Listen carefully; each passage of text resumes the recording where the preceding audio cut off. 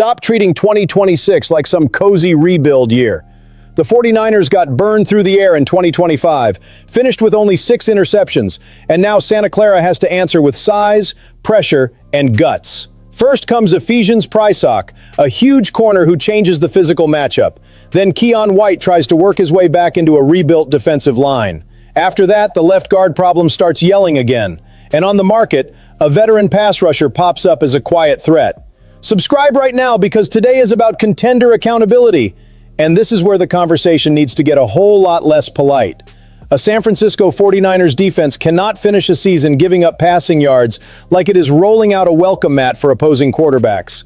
25th in passing yards allowed, 6 interceptions all year. If you wear red and gold, that has to bother you. That is not some tiny little stat. That is competitive embarrassment for a roster that keeps talking about fighting at the top of the NFC. Yes, some of that comes from an inconsistent pass rush. When the front does not get home, any secondary starts leaking.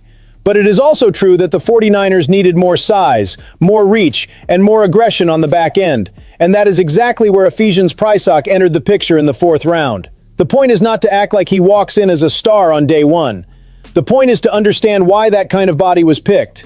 Over 6'3", arms longer than 33 inches, and a 6'8.5" wingspan.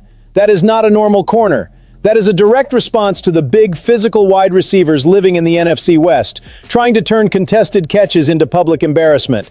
Prysock is built for the boundary. He is a corner who can use the sideline as a weapon, shrink throwing windows with length, bother the catch point, and make a quarterback think twice before testing his side. He did not bring flashy interception numbers from college, and people who only stare at spreadsheets will use that against him. But he had 20 passes defended over the last 3 seasons, plus a 76.5 coverage grade from PFF in 2025. Mike Renner from CBS Sports had the right read. You would like more ball production, but he forced plenty of incompletions without always having to get his hands on the football. That matters. Because sometimes the winning play does not show up as an interception. Sometimes it is the receiver losing timing, the ball floating wide, the offense walking into an uncomfortable 3rd down. And against the run, Prysock showed fight too, with a grade of at least 81.2 in run defense in each of the last 2 seasons. Now, no fairy tale here. 7 penalties in 2025, according to PFF, show a clear issue. When he loses a step, he can get too grabby. In the NFL, refs are not going to bail out a rookie getting tested by smart veterans. So his path starts with technique, discipline, special teams, and patience. Lenore, Renardo Green, Upton Stout, Nate Hobbs, and Jack Jones give the 49ers protection for that. But the message is already loud. The 49ers got tired of being small in the passing matchup. Prysock may not be the instant answer, but he is an aggressive attempt to change the kind of fight this defense is willing to play. Now the scene flips. We go from Prysock's size in the secondary to a much nastier question in the trenches.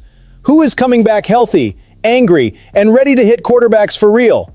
Because the 49ers pass rush in 2025 was not just below the standard, it was a red alert. 20 sacks in a season for a defense used to creating fear is nowhere near enough. That is the kind of number that lets opposing offensive coordinators sleep way too comfortably. And in that context, Keion White is not just another rotation name. His return matters because San Francisco's defensive line has been rebuilt, patched up, reinforced, and placed under public pressure. White was involved in a shooting incident in San Francisco during Super Bowl week, had ankle surgery in February, and now he is showing real rehab work with DSA training in Georgia. The video shows squats, core work, upper body work, and heavy physical training. That is not an empty headline. That is a sign of a body getting back into the process. John Lynch already said during the NFL annual meeting that White was on schedule to be ready for training camp. And if that shows up on the field, not just in words, but on the field, the 49ers get a piece that could seriously change the depth up front. But let's hold him accountable the right way. White came over in a trade from the New England Patriots before the 2025 deadline after Week 7 and produced only 1.5 sacks after putting on a Niners jersey. That is not enough. Not for a defense with real ambition. But you can also understand that he entered a new system in a different role, trying to absorb what Chris Kusurek wanted from him in the middle of the season. What keeps the hope alive is the recent history. In 2024 with New England, White had 5 sacks, 56 tackles, 31 solo tackles, 5 pass breakups, and 2 forced fumbles. That is real production. That shows strength, motor, and impact. The challenge now is turning adjustment into productive violence. Enough with pretty potential. The 49ers need pressure arriving. And look at what is around him. Nick Bosa and Mykel Williams coming back from ACL injuries. Alfred Collins recovering from shoulder surgery. Romello Height arriving through the draft as a situational pass rusher out of Texas Tech. Grayson Halton strengthening the interior. Osa Odigizua coming over in a trade with Dallas to bring real weight inside. And there are still undrafted free agents trying to fight their way onto the roster during camp. This is not a defensive line resting on reputation. This is a group trying to take back its identity. And Keion White, if he is healthy, has to enter that fight hungry, not as a passenger. Because the secondary can improve, Prysock can develop, the corners can compete, but if the opposing quarterback has too much time in the pocket, everything falls apart again. White's return is an opportunity. It is also pressure. Santa Clara does not need another polished excuse about almost getting there. It needs hits, collapsing pockets, and red jerseys arriving before the ball comes out. And now comes the part that does not sell jerseys, does not turn into some pretty highlight on Twitter, but could decide whether the season survives the punches or breaks in the middle. Left guard. The draft passed. Names were picked. The defense got attention. The defensive line got more firepower. But this wound on offense is still open. And I am not going to pretend it is small just because talking about an offensive guard is not as exciting as talking about an edge rusher. Brock Purdy does not need poetry. He needs a clean pocket. He needs a firm interior. He needs an offense that does not force Christian McCaffrey to put out protection fires every other snap. And according to Nick Wagner, the need for a starting left guard has not changed.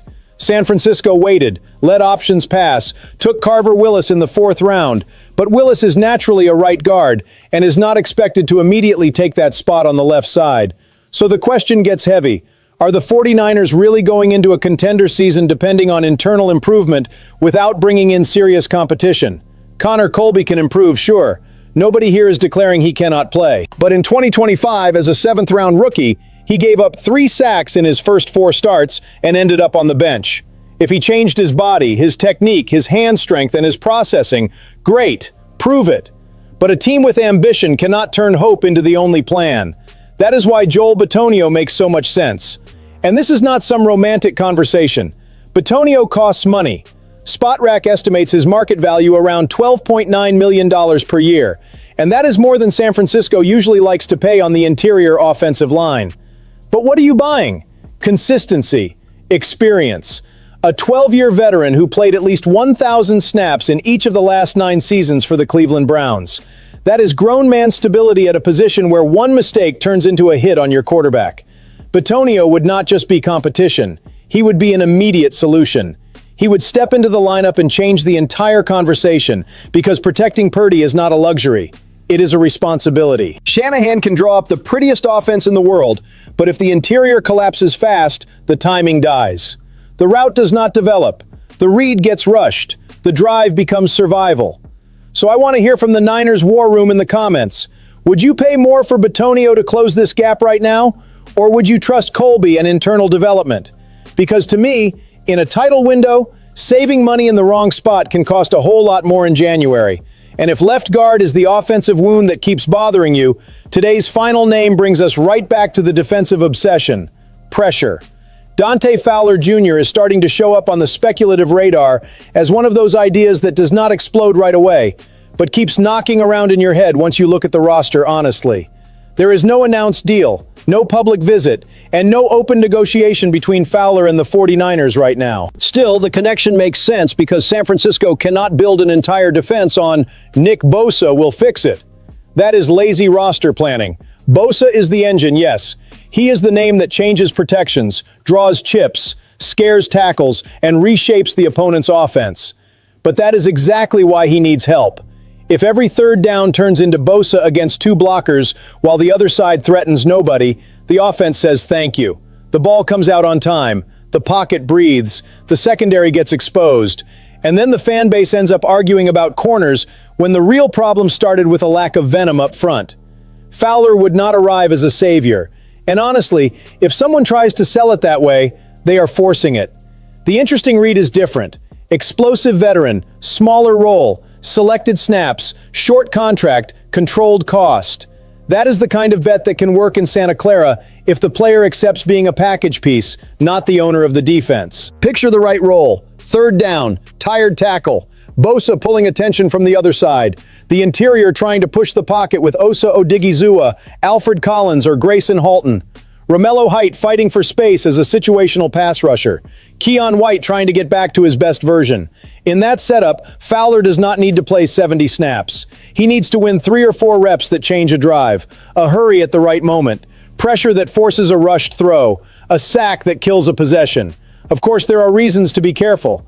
His recent production has dropped, and the 49ers would have to evaluate his health, price, remaining burst, and motivation.